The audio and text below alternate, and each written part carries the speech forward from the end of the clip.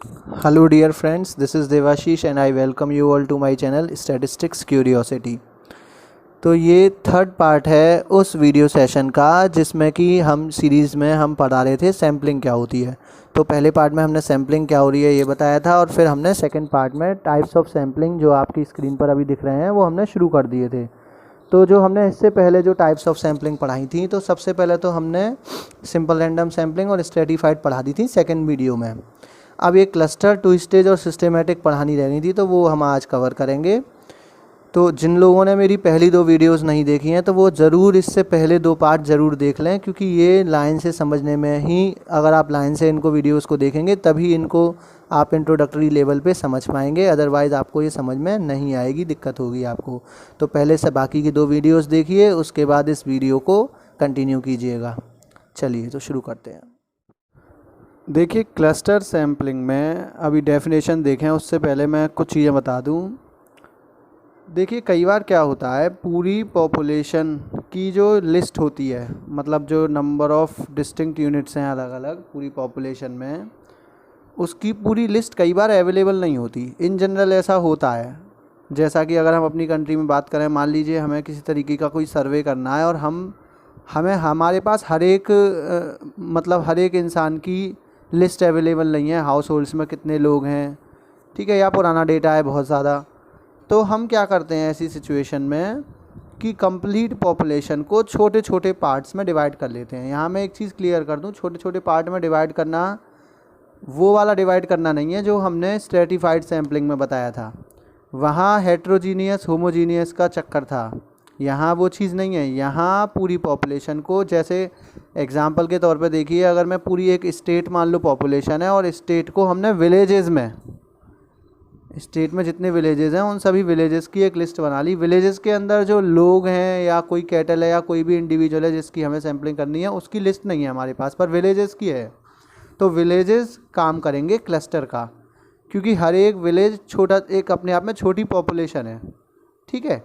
तो हर एक विलेज की जो लिस्ट होगी वो टोटल मिला के कम्प्लीट पॉपुलेशन बनाएगी, जैसा हमने एग्जांपल लिया स्टेट का। तो अगर हम पूरी स्टेट को विलेजेस में डिवाइड करें और फिर इस जितने भी टोटल, मान लीजिए एक स्टेट में मान लीजिए 5000 विलेजेस हैं, तो उन 5000, ये जो 5000 हो गया ये पॉपुलेशन का साइज़ हो गया। अब इस पॉपुलेशन के साइज़ 5000 में से हम पहले सैम्पलिंग लगा के, सिंपल रैंडम सैम्पलिंग लगा के हम पहले तो कुछ विलेजेस सेलेक्ट कर लें और फिर उन विलेजेस में जो सेलेक्टेड विलेजेस हैं, जैसे कि मान लीजिए 5000 में से 100 विलेजेस सेलेक्ट हुए, उन 100 विलेजेस की कंप्लीट एनुमरेशन करें, यानी कि उन 100 विलेजेस को पूरा उन विलेजेस के अंदर सैम्पलिंग नहीं करनी, फिर 100 विलेजेस की कंप्लीट एनुमरेशन करनी है। तो इस प्रोसीजर को बोलते हैं क्लस्टर सैम्पलिंग। तो डेफिनेशन देख लीजिए, in simple random sampling it is pre assumed that the population has been divided into finite number of distinct units called sampling units. Simple random sampling में क्या होता है कि हमें पता होता है कि पॉपुलेशन सीधे सीधे कुछ यूनिट्स में डिवाइडेड है, यानी कि हमारे पास पूरी लिस्ट अवेलेबल होती है, और फिर उस पॉपुलेशन से हम सिंपल रैंडम सैम्पलिंग डायरेक्टली लगा देते हैं। पर यहाँ क्या है, हमने the sampling units are the elements of the population and group of such elements is known as cluster. हमने क्या किया, जैसे अभी हमने स्टेट और एग्जाम्पल लिया ना स्टेट का और विलेजेस का, तो विलेजेस क्या है, विलेजेस इंडिविजुअल्स का ग्रुप है। हमारे पास डायरेक्ट इंडिविजुअल्स की लिस्ट नहीं थी, तो हमने उसके ग्रुप को विलेजेस नाम दिया और फिर विलेजेस की लिस्ट अवेलेबल थी। तो हर एक विलेज अपने आप में क्या है, क्लस्टर है। तो पूरी स्टेट को, पूरी पॉपुलेशन को हमने after dividing the population into clusters, हमने क्लस्टर में डिवाइड कर दिया, और क्लस्टर में डिवाइड करने के बाद उन क्लस्टर्स में से सिंपल रैंडम सैम्पलिंग लगा के कुछ क्लस्टर सेलेक्ट किए, फिर उनको कंप्लीट एन्यूमरेट किया। This procedure is called cluster sampling. अच्छा, एक चीज़ और है यहाँ पे, यहाँ आप सेकंड पैरा में देखेंगे कि एज ए जो पॉपुलेशन को क्लस्टर में डिवाइड करने का जो रूल है वो एक सिंपल रूल है कि the number of elements in A cluster should be small and the number of cluster should be large. मतलब जो आप क्लस्टर्स में डिवाइड कर रहे हैं पॉपुलेशन को, उनका साइज़ छोटा होना चाहिए। जैसे मैंने कहा ना, स्टेट को मैं डिवाइड कर रहा हूँ, तो स्टेट को मैं सिटीज़ में भी डिवाइड कर सकता था, पर मैंने विलेजेस का एग्जांपल लिया क्योंकि विलेजेस कंपैरेटिवली छोटे होते हैं सिटीज़ से, ठीक है ना। शहरों से गांव छोटे होते हैं, कस्बे से भी छोटे होते हैं गांव, ठीक है। और वो फिर एम पे डिपेंड करता है कि क्या एम है सैम्पलिंग का। तो बेसिकली स्ट्रेटिफाइड सैम्पलिंग और क्लस्टर सैम्पलिंग में जो कन्फ्यूजन होती है ना, उस कन्फ्यूजन से थोड़ा सा बचिए। क्लस्टर सैम्पलिंग को एरिया सैम्पलिंग भी बोलते हैं, क्योंकि इन जनरल क्लस्टर सैम्पलिंग जब एरिया वाइज सैम्पलिंग हो रही होती है ना तभी होता है, क्योंकि एरिया की जब हम सैम्पलिंग कर रहे होते हैं तो जनरली एरिया कुछ पार्ट्स में डिवाइड होता ही है, जैसे कि कंट्री है स्टेट्स में डिवाइड है, स्टेट्स फिर उसके अंदर विलेजेस या सिटीज़ है ना, कई सारी चीज़ों में ज़िले तहसील और इन सब में डिवाइड होती है। तो बेसिकली क्लस्टर सैम्पलिंग को जब हम पर्टिकुलरली किसी एरिया में अप्लाई करते हैं तो उसे हम एरिया सैम्पलिंग भी कहते हैं। ठीक है। अच्छा, अब ये क्लस्टर सैम्पलिंग और स्ट्रेटिफाइड सैम्पलिंग का हम डिटेल डिफरेंस देखेंगे एक फिगर के थ्रू। चलिए पहले हम क्लस्टर सैम्पलिंग और स्ट्रेटिफाइड सैम्पलिंग का डिफरेंस देख लेते हैं। ठीक है। मान लीजिए ये जो पॉपुलेशन है, पॉपुलेशन कैसी है, हेट्रोजीनियस पॉपुलेशन है। इसमें आपको कुछ ट्रायंगल्स दिख रहे हैं, कुछ रेक्टेंगल दिख रहे हैं, कुछ सर्कल्स हैं, है ना, ये सब आपको चीज़ें दिख रही हैं। तो ये क्या है, मिक्सअप है, एक रैंडमली सब तरह के एलिमेंट्स पॉपुलेशन के अंदर हैं। तो पॉपुलेशन कैसी है, हेट्रोजीनियस है। अब अगर स्ट्रेटिफाइड सैम्पलिंग देखिए क्या होती है। अगर मैं क्या करूं, मैं इसमें से स्ट्रेटिफाइड सैम्पलिंग में बता रहा हूं कि क्या करना है कि अगर मैं इसमें से इस पॉपुलेशन को डिवाइड करूं तीन, क्योंकि हमारे पास 3 कैटेगरी हैं, तो 3 कैटेगरी में हमने डिवाइड कर लिया। कैसे ही, हमने ट्रायंगल एक तरफ कर दिए, सर्कल एक तरफ कर दिए, और जो रेक्टेंगल हैं वो सब हमने जितने भी हैं वो एक तरफ कर दिए। ये हर एक पार्ट क्या कहलाता है आपका, स्ट्रेटम या फिर स्ट्रेटा से सिंगुलर प्लूरल में, ये चीज़ मैंने पहले भी बताई थी। तो हमने क्या किया, पॉपुलेशन को डिवाइड किया स्ट्रेटा में, और फिर हर एक स्ट्रेटम में से ईच स्ट्रेटम में से हम सैम्पलिंग लगा के कुछ यूनिट्स सेलेक्ट करें। हर एक स्ट्रेटम में से सैम्पलिंग लगाएं, रैंडम सैम्पलिंग, और कुछ यूनिट सेलेक्ट करें। तो ये तो होती है स्ट्रेटिफाइड सैम्पलिंग, यानी कि अब इन हर एक स्ट्रेटा में से सैंपल सेलेक्ट ड्रॉ होगा, हर एक में से, सब में से, तीनों में से। ये तो थी स्ट्रेटिफाइड सैम्पलिंग। क्लस्टर सैम्पलिंग में क्या होता है, समझिएगा बात को। क्लस्टर सैम्पलिंग में ये होता है कि इस पॉपुलेशन को एरिया के बेस पे, मान लीजिए सीधे टुकड़े कर देते हैं, मतलब यूनिट्स को होमोजीनियस हेट्रोजीनियस चीज़ का नहीं करा, सीधे क्या किया, ये इतना हिस्सा ये हो गया पहला क्लस्टर, इतना हिस्सा ये हो गया दूसरा क्लस्टर, और इतना हिस्सा ये हो गया तीसरा क्लस्टर। मतलब कुछ जियोग्राफिकली या किसी और पैटर्न में हमने जो टुकड़े बनाए, डिवाइड हमने स्ट्रेटिफाइड में भी किया था, डिवाइड हमने क्लस्टर सैम्पलिंग में भी किया है। पर स्ट्रेटिफाइड सैम्पलिंग में हमने क्या किया है, हेट्रोजीनियस पॉपुलेशन को होमोजीनियस में कन्वर्ट किया। कैसे, हमने सिमिलर यूनिट्स के अलग अलग स्ट्रेटा बनाए। जबकि क्लस्टर सैम्पलिंग में क्या करते हैं, पॉपुलेशन को डायरेक्टली डिवाइड कर देते हैं, और डिवाइड भी मैंने क्या कहा था, छोटे छोटे क्लस्टर्स बनाने होते हैं। हम यहाँ और छोटे क्लस्टर्स भी बना सकते हैं, आप इस चीज़ को समझ लीजिए, है ना। ये तो थियोरेटिकल है कि 4 क्लस्टर बना लिए या और कम बना लिए। और अब देखिए अंतर क्या है, अब क्या करूँ, इन क्लस्टर्स में से, मतलब ये जो क्लस्टर्स बने हैं, इन क्लस्टर्स में से जो क्लस्टर बने हैं 4, 5, 6 जितने भी, उनमें से कुछ क्लस्टर सेलेक्ट करें। मान लीजिए हमने 2 क्लस्टर सेलेक्ट करे, तो ये जो 2 क्लस्टर सेलेक्ट करे उनमें रेक्टेंगल सर्कल सब होंगे। हो सकता है किसी में रेक्टेंगल ज़्यादा हो, किसी में सर्कल ज़्यादा होंगे सब। तो हर एक क्लस्टर पॉपुलेशन की तरह वर्क करेगा। अब इन 2 जो क्लस्टर सेलेक्ट करें हैं, इन टोटल 6-7 जितने भी क्लस्टर्स बनाए, उनमें से जो 2 क्लस्टर सेलेक्ट करें हैं, इनकी कंप्लीट एन्यूमरेशन की जाए, मतलब इनको पूरा एन्यूमरेट किया जाए। इस तरह की सैम्पलिंग, यानी कि यहाँ पे सैम्पलिंग कब हुई, यहाँ सैम्पलिंग हुई क्लस्टर सेलेक्ट करने में।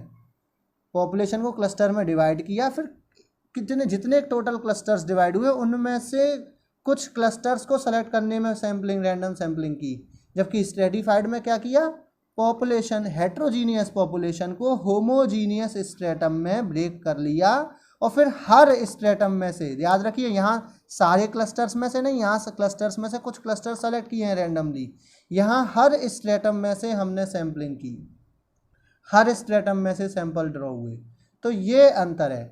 एक और थियोरेटिकल अंतर आप यहाँ पे ध्यान याद रखिएगा कि क्लस्टर सैम्पलिंग में हर एक क्लस्टर एक दूसरे के जैसा है, यानी कि हर एक क्लस्टर आपस में होमोजीनियस है। ये क्लस्टर के अंदर भी रेक्टेंगल सर्कल हैं, इस क्लस्टर के अंदर भी रेक्टेंगल सर्कल हैं, इसके अंदर भी रेक्टेंगल सर्कल ट्राइंगल हैं, सबके अंदर सब कुछ है। तो ये बिटवीन होमोजीनियस हैं। यानी कि क्लस्टर सैम्पलिंग जो होती है, क्लस्टर सैम्पलिंग जो होती है वो, उसमें जो क्लस्टर्स होते हैं वो बिटवीन होमोजीनियस, मतलब ठीक है ना, आपस में, पर विद इन हेट्रोजीनियस। हर एक क्लस्टर पॉपुलेशन की तरह है तो अंदर से हेट्रोजीनियस है हर एक क्लस्टर के अंदर, पर ये जो स्ट्रेटिफाइड है ये बिटवीन हेट्रोजीनियस होते हैं। ये जो स्ट्रेटम है ये बिटवीन हेट्रोजीनियस हैं।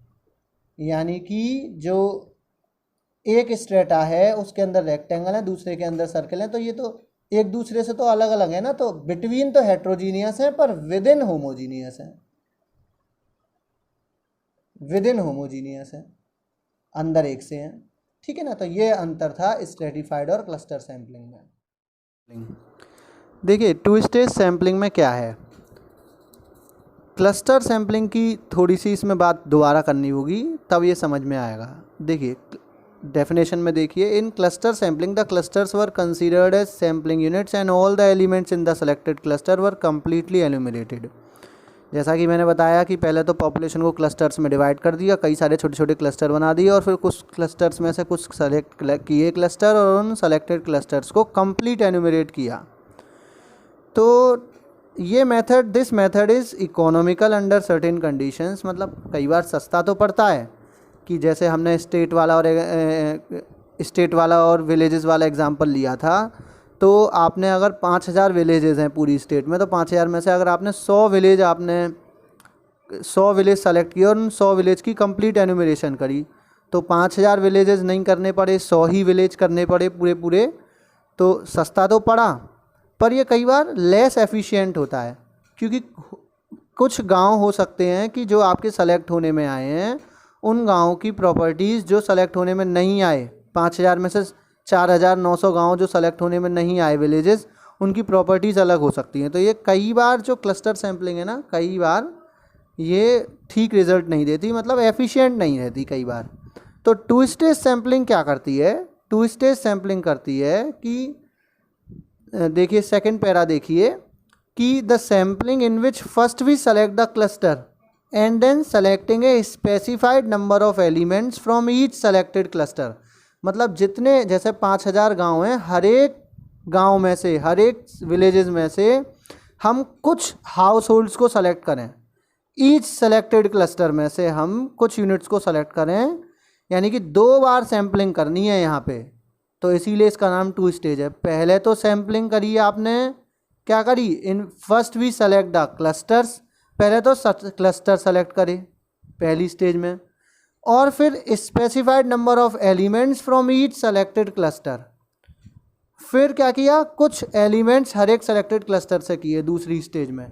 अब आप कहेंगे ये तो भाई इससे तो क्लस्टर सैम्पलिंग अच्छी थी, कम से कम पूरे तो एन्यूमरेट किए थे सेलेक्टेड, पर नहीं, अंतर ये है कि क्लस्टर सैम्पलिंग में क्या होता है कि हम जैसे 5000 गांव हैं तो केवल 100-200 क्लस्टर सेलेक्ट किए उसमें से 5000 विलेजेस में से, पर इसमें क्या करते हैं हम, 5000 विलेजेस हैं तो उसमें से 1000 क्लस्टर सेलेक्ट किए, तो हमने क्लस्टर्स के नंबर ऑफ क्लस्टर्स बढ़ा दिए, और फिर उन क्लस्टर्स में से हर एक सेलेक्टेड क्लस्टर में से हमने कुछ यूनिट्स सेलेक्ट किए, उनको कंप्लीट एन्यूमरेट नहीं किया, हमने फिर से सैम्पलिंग की हर एक क्लस्टर के अंदर, दूसरी स्टेज में फिर से सैम्पलिंग की।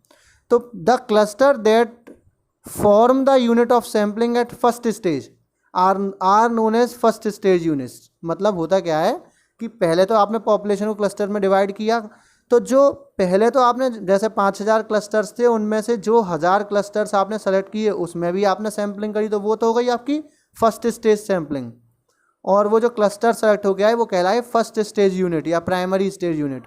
और फिर उन हर एक सेलेक्टेड क्लस्टर में से आपने क्या किया, कुछ यूनिट्स को सेकेंडली फिर से सिंपल रैंडम सैम्पलिंग लगा के या कोई सी भी रैंडम सैम्पलिंग लगा के फिर से कुछ यूनिट सेलेक्ट करी, वो हो गई आपकी सेकेंड स्टेज यूनिट्स या सेकेंडरी स्टेज यूनिट्स। तो होता क्या है two stage unit, two stage sampling में, कि पहले हम एक स्टेज में क्लस्टर्स में से कुछ क्लस्टर सेलेक्ट करते हैं रैंडम सैम्पलिंग लगा के, तो ये हो गया फर्स्ट स्टेज, और फिर उन क्लस्टर्स में से जो सेलेक्टेड क्लस्टर्स हैं उनमें से फिर इंडिविजुअल यूनिट सेलेक्ट करते हैं, उनको कंप्लीट एनुमरेट नहीं करते, यानी कि दूसरी स्टेज में सैम्पलिंग करके फिर से कुछ इंडिविजुअल यूनिट सेलेक्ट करते हैं, तो ये कहलाती है टू स्टेज सैम्पलिंग। याद रखें, two stage sampling can be extended up to multi stage samplings. उसको आप मल्टी स्टेज में भी एक्सटेंड कर सकते हो, मतलब फिर जो हाउस होल्ड सेलेक्ट हों या मान लीजिए गांव में से कुछ कॉलोनियाँ सेलेक्ट हुई और फिर कॉलोनियों में से मोहल्लों में से कुछ घर सेलेक्ट करें तीसरी स्टेज में आके, तो वो थर्ड स्टेज 3 स्टेज सैम्पलिंग हो जाएगी। तो टू स्टेज सैम्पलिंग क्या कर सकते हैं, टू स्टेज सैम्पलिंग को एक्सटेंड किया जाता है और टू स्टेज सैम्पलिंग जो एक्सटेंडेड होती है वही कहलाती है आपकी मल्टी स्टेज सैम्पलिंग। ठीक है, तो ये था कॉन्सेप्ट टू स्टेज सैम्पलिंग का। नेक्स्ट एंड लास्ट सैम्पलिंग जो है, जो हम इंट्रोडक्शन दे रहे हैं उसकी, वो है सिस्टेमेटिक सैम्पलिंग। देखिए, सिस्टेमेटिक सैम्पलिंग इम्पॉर्टेंट है, एग्ज़ाम वगैरह के लिहाज से भी काफ़ी इंपॉर्टेंट है। जो लोग ग्रेजुएशन में, पोस्ट ग्रेजुएशन में कहीं भी सैम्पलिंग पढ़ रहे हैं तो सिस्टेमेटिक सैम्पलिंग एग्ज़ाम में भी काफ़ी आती है। ठीक है, वैसे भी इन जनरल पूछ लेते हैं सिस्टेमेटिक सैम्पलिंग के बारे में, इंपॉर्टेंट सैम्पलिंग है। वैसे तो सारा ही कुछ इंपॉर्टेंट है, अब एग्ज़ाम सबके यहाँ अलग अलग सिचुएशन है सबके यहाँ, पर वैसे इंपॉर्टेंट है सैम्पलिंग। तो देखिए सिस्टेमेटिक सैम्पलिंग के बारे में, तो डेफिनेशन देख लेते हैं पहले, फिर इसे हम कॉपी पे समझाएंगे। तो a sampling technique in which only the first unit is selected randomly and the rest of selected according to some predefined pattern is called systematic sampling. आप याद करिए, जिन्होंने बाकी की 2 वीडियोस देखी होंगी, उन्होंने पहली जो वीडियो थी उसमें मैंने बताया था कि सिस्टेमेटिक सैम्पलिंग जो है ना, मैं इसको प्रोबेबिलिटी या नॉन प्रोबेबिलिटी सैम्पलिंग दोनों में नहीं रख पाता हूँ।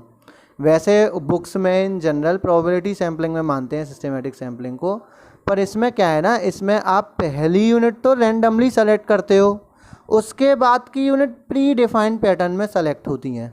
यानी कि कुछ हिस्सा इस सिस्टेमेटिक सैम्पलिंग का रैंडम है और कुछ हिस्सा रैंडम नहीं है, डेफिनेट है।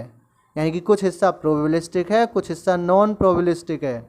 तो सिस्टेमेटिक सैम्पलिंग कायदे से पूरी तरीके से प्रोबेबिलिटी सैम्पलिंग है नहीं, पर बुक्स में है तो हम प्रोबेबिलिटी सैम्पलिंग में ही कैरेक्टराइजेशन करते हैं इसका। तो देखिए इसको थोड़ा सा आगे देखिए। Suppose capital N units of population are numbered from 1 to N। और चलिए इसको डेफिनेशन को मैं एक बार पढ़ दे रहा हूँ, फिर इसको एग्जांपल से ही समझाएंगे, मतलब एक कॉपी पे ही समझाएंगे। अभी आप लोग इसका स्क्रीनशॉट ले लीजिएगा, क्योंकि ये ऐसे समझ में नहीं आएगी केवल पढ़ देने से ही, ठीक है ना। तो कैपिटल N यूनिट्स को 1 2 3 अप टू कैपिटल N तक हमने यूनिट सेलेक्ट की, और स्मॉल n सैम्पल साइज़ है हमारा। कैपिटल N को स्मॉल n से डिवाइड किया तो उसको बोला हमने सैम्पलिंग इंटरवल। अब हमने क्या किया, मैं जो अभी कॉपी पे एग्जांपल लूँगा, हम 20 कैपिटल N लेंगे और 5 हम लेंगे सैम्पल का साइज़, और 5 का 20 में डिवाइड किया तो 4 आ गई आपकी k की वैल्यू। ठीक है, तो एक हमने एक रैंडम नंबर k से छोटा, यानी कि 4 से छोटा एक रैंडम नंबर लेंगे, और उसके बाद क्या करेंगे, पहली यूनिट तो शुरू की 4 यूनिट्स में से रैंडमली सेलेक्ट होगी। उसके बाद हर kth यूनिट पॉपुलेशन से हम सैंपल में ड्रॉ करते जाएंगे और हमारा सैंपल बनके तैयार हो जाएगा। इस तरह की सैम्पलिंग यूनिट को सिस्टेमेटिक सैम्पलिंग यूनिट कहते हैं। मे भी कुछ लोगों को समझ में अभी ना आई हो, क्योंकि थोड़ी सी अभी डेफिनेशन पढ़ी है। अब इसको देखो कॉपी पे समझो तो डेफिनेटली पूरी समझ में आ जाएगा कि क्या प्रोसीजर है सिस्टेमेटिक सैम्पलिंग का। तो चलिए इसको पेपर पे देखते हैं। तो मान लीजिए टोटल 20 यूनिट्स की हमारे पास पॉपुलेशन है, 1 2 3 4 अप टू 20 कैपिटल N, यानी कि पॉपुलेशन का साइज़ है 20, और हमें 5 साइज़ वाला, यानी कि हम 20 को एन्यूमरेट नहीं कर सकते, 20 को एन्यूमरेट करेंगे तो कंप्लीट एन्यूमरेशन है। तो हमने 5 साइज़ का एक सैंपल लिया जो हमें बनाना है सिस्टेमेटिक सैम्पलिंग के थ्रू। तो स्मॉल n की वैल्यू हो गई 5। अब यहाँ एक चीज़ होती है सैम्पलिंग इंटरवल, ये कैलकुलेट किया हमने, क्या था formula, capital N upon small n, यानी कि 20/5 विच इज़ 4। तो देखिए करते क्या हैं, डेफिनेशन ऐसे ही समझ में आएगी, जहाँ ढंग से समझ लीजिए। पहली 4 यूनिट में से, फर्स्ट k यूनिट्स में से कोई से भी एक नंबर रैंडम सेलेक्ट करना है, यानी कि 1 2 3 4 ये जो 4 हैं इनमें से कोई एक नंबर रैंडम सेलेक्ट करना है। तो रैंडम सेलेक्शन है तो हो सकता है एक बार आपका 3 सेलेक्ट होके आ जाए, हो सकता है दोबारा 3 हो जाए, हो सकता है कभी 1 सेलेक्ट होके आ जाए, हो सकता है कभी 4 सेलेक्ट, पर पहली 4 में से, फर्स्ट 4 में से, यानी कि लेस देन और इक्वल टू k में से 4 या 4 से कम में से कोई सा भी एक नंबर, पहले 4 में से कोई सा भी एक नंबर आप रैंडमली सेलेक्ट करेंगे। तो हमने पहले 4 में से रैंडम मान ली, हमने 4 पर्चियाँ बना ली और उनमें से हमने डाल दी पर्ची और कोई सी सेलेक्ट कर ली। तो रैंडम सिलेक्शन के बहुत सारे तरीके होते हैं। तो मान लीजिए 3 सेलेक्ट होके आया मेरा। 3 के बाद क्या करना है, 3 हो गया आपका आई। आपने स्क्रीनशॉट लिया होगा या नोट डाउन किया होगा, पीछे डेफिनेशन से मैच करिएगा। 3 हो गया आपका आई। तो अगली यूनिट होगी आपकी आई प्लस के, यानी कि 3 + 4 यानी कि 7। नेक्स्ट होगी आई प्लस 2 के विच इज़ 7 + 4 11। नेक्स्ट होगी आई प्लस 3 के 11 + 4 15। नेक्स्ट होगी आई प्लस 4 के 15 + 4 19। तो कितना है साइज इसका, 1 2 3 4 5। तो ये आपका बन के क्या आ गया, सैंपल, पहला सैंपल बन के आ गया। कोई और हो सकता है, कोई और आए और वो उसने पहला रैंडम सिलेक्शन में उसका 3 की जगह 1 सेलेक्ट होके आ जाए। तो 1 में 4 प्लस हुआ 5, 5 में 4 प्लस हुआ 9, 9 में 4 प्लस हुआ 13, 13 में 4 प्लस हुआ 17। दूसरा सैंपल। इस तरीके से आपका 5 साइज वाले सैंपल सेलेक्ट होके आ गए। ये जो प्रोसीजर है सैंपल सिलेक्शन का, this is known as systematic sampling. याद रखिएगा, इसमें जो पहली यूनिट सेलेक्ट होना है वो तो है रैंडमली सिलेक्शन, पर बाकी की सारी तो एक प्री डिफाइंड पैटर्न में सेलेक्ट होती हैं। यानी कि पहली यूनिट तीसरे नंबर की सेलेक्ट हो गई रैंडमली पहले 4 में से, उसके बाद हर चौथी यूनिट, हर kth यूनिट आपको सेलेक्ट करते जाना है। वो तो भैया पैटर्न में है, तो इसका थोड़ा सा हिस्सा रैंडम है और थोड़ा सा हिस्सा इसका कैसा है, डेफिनेट है। तो ये जो भी है ये है सिस्टेमेटिक सैम्पलिंग। याद रखिए, ये जो 1 2 3 4 20 ये जो मैंने वैल्यूज़ लिए हैं, ये नंबर दिए गए हैं इंडिविजुअल्स को। हो सकता है ये 20 लोग हों, हो सकता है 20 पेशेंट्स हों, ये डिपेंड करता है क्या एग्जाम्पल है। ठीक है, ये 20 इंडिविजुअल यूनिट्स हैं, उनको 1 to 20 नंबर दे दिया। उसके बाद ये सारा पैटर्न आपको समझ में आया होगा सिस्टेमेटिक सैम्पलिंग का। याद रखिए सिस्टेमेटिक सैम्पलिंग में एक बात कि कैपिटल N और स्मॉल n का डिवाइड करके कोई नंबर ऐसा नहीं आ जाना चाहिए जो कि पॉइंट में आ जाए। ठीक है, ये जो ड्रॉबैक हो जाएगी सिस्टेमेटिक सैम्पलिंग की। यानी कि अगर आपका कैपिटल N का साइज यहाँ पे 21 होता तो 21/5 डिवाइड नहीं हो पाता, या फिर स्मॉल n का साइज 6 होता तो 20/6 डिवाइड नहीं हो पाता। तो ऐसी सिचुएशन में सिस्टेमेटिक सैम्पलिंग फेल हो जाती है। तो ऐसी सिचुएशन में हम सर्कुलर सिस्टेमेटिक सैम्पलिंग यूज़ करते हैं। उसको लाहिरी ने प्रपोज किया था, उसकी बात कभी बाद में करेंगे। अगर आप चाहते हैं कि मैं उस पर भी अलग से समझाऊं, उसको भी बताइएगा मुझे, तो मैं उस पर भी वीडियो बनाऊंगा। अच्छा, तो ये दैट इज़ ऑल कि हमने जितनी भी तरीके की सैम्पलिंग पढ़ी मैंने आपको सारी समझा दी। ये सब केवल ध्यान रखिए केवल इंट्रोडक्शन था सैम्पलिंग्स का। मैंने यहाँ केवल डेफिनेशन समझाने की कोशिश की है। अभी हमने इसके कोई भी डेरिवेशंस, क्या वेरिएंस कैसे कैलकुलेट करना है, हम मैथमेटिकल अप्रोच पे अभी नहीं गए हैं किसी भी सैम्पलिंग की। अगर आप चाहते हैं कि मैं सैम्पलिंग, हर एक सैम्पलिंग स्कीम पे डेडिकेटेड वीडियोस बनाऊं या किसी पर्टिकुलर सैम्पलिंग स्कीम पे डेडिकेटेड वीडियोस बनाऊं, तो कमेंट सेक्शन में प्लीज़ बताइएगा मुझे। और ये आपको वीडियोस कैसी लगी हैं, आपको कुछ समझ में नहीं आया हो, कमेंट सेक्शन में बताइएगा। इसके बाद मैं एक बात और बतानी है कि मैं 2-1 वीडियो रिक्वेस्टेड वीडियोस बनाऊंगा इसके बाद। Thank you for watching. और अगर आपको ये अच्छी लगी हो वीडियोस तो अपने फ्रेंड्स के साथ शेयर कीजिए और वीडियो को लाइक कीजिए। Thank you.